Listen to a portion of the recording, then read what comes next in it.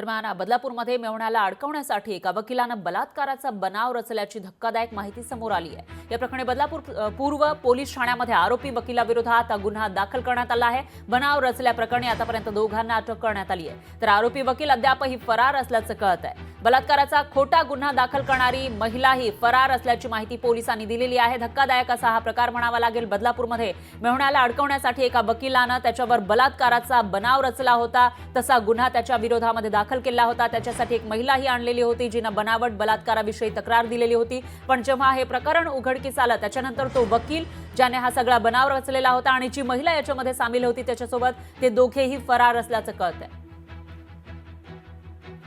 हा जो सनी चव्हाण नावाचा जो वकील ॲडव्होकेट्स आहेत त्यांनी स्वतःच्याच त्या पत्नीच्या भावाला याच्यामध्ये अडकवण्याचा प्रयत्न केला, कारण का त्या पत्नीचं आणि त्याचं पटत नव्हतं आणि त्याच्यावरती 498 दाखल करण्यात आलेला आहे। ह्या त्याचा सूड घेण्यासाठी त्याच्यावर हा त्यांनी कट रचला आणि कटामध्ये त्याचेच मित्रपरिवार याच्यामध्ये सामील करून घेतले आणि स्वतःच त्या कटाचा मुख्य प्रमुख म्हणून राहिलेला आहे आणि तोच आता याच्यामध्ये आम्ही पुढील कारवाई करत आहोत।